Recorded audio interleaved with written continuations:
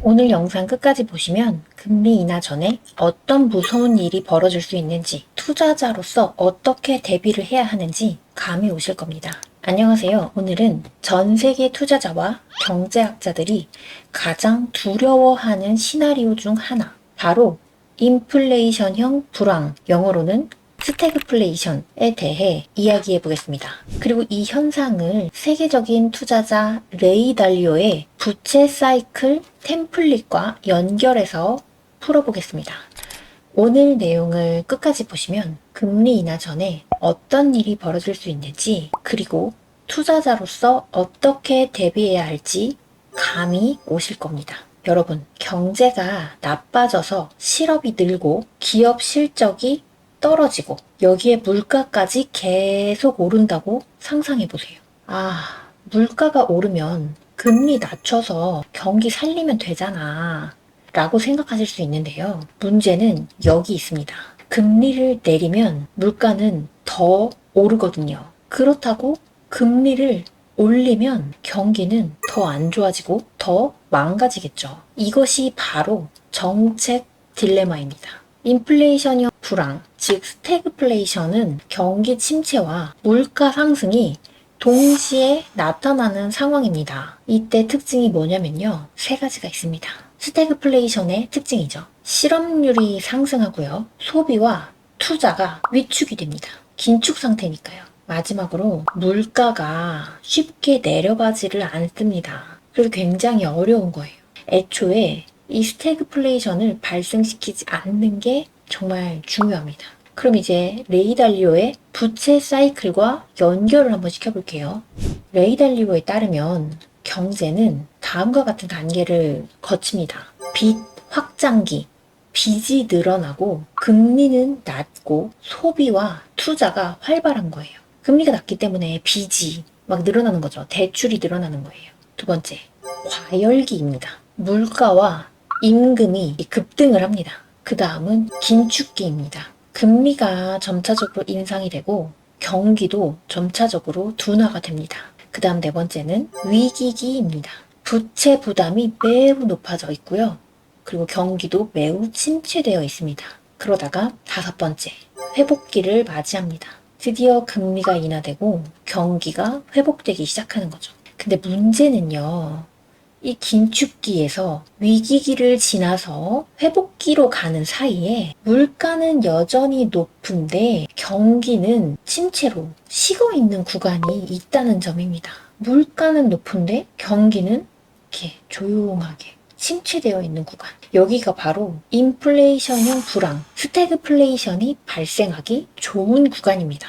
바로 요즘 2025년 8월 같은 상황이죠. 역사적인 사례를 한번 설명을 해볼게요. 1970년대 오일 쇼크, 이때의 사례를 말씀드려 볼게요. 1973년 중동 전쟁 이후에 석유 가격이 폭등을 합니다.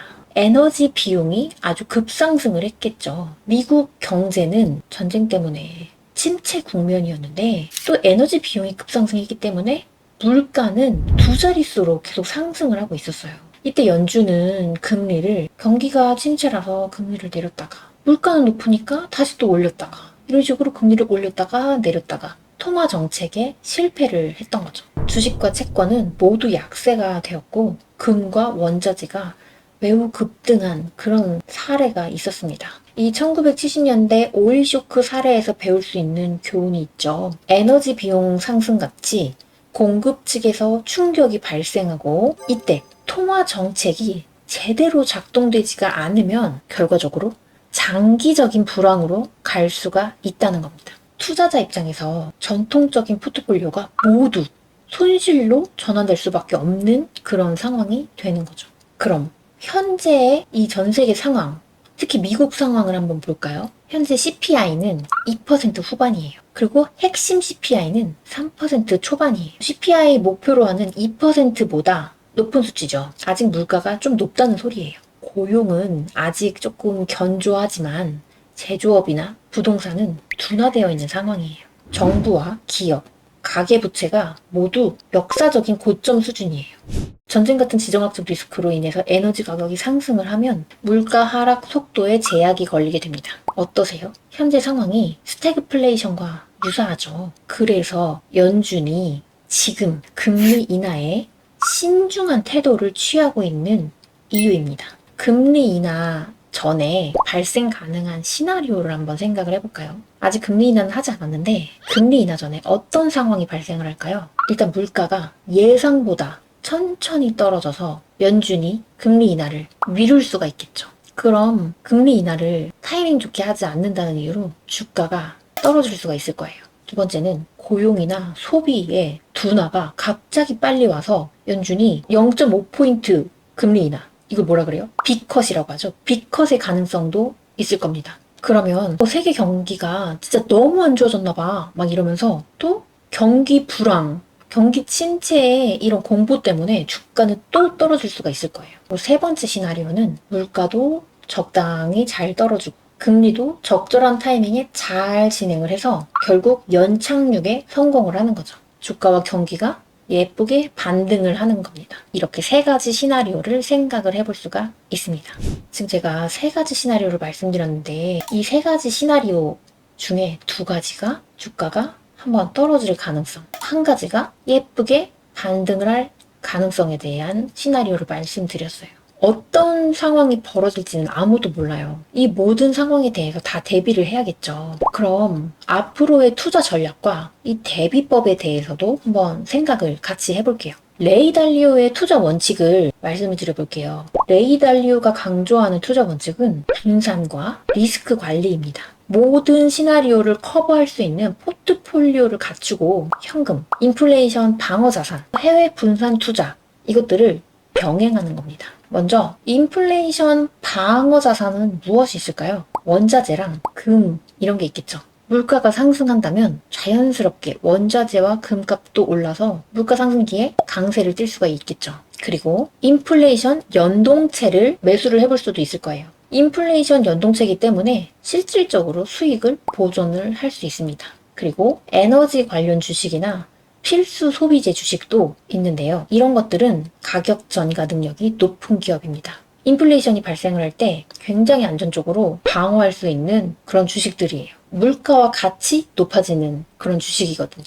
그럼 유동성 관리 방법은 무엇이 있을까요? 첫 번째, 현금 비중 확보겠죠. 불황기에 현금 비중을 확보해서 기회의 포착에 사용할 수 있겠죠. 그리고 두 번째, 부채 비율을 관리하는 겁니다.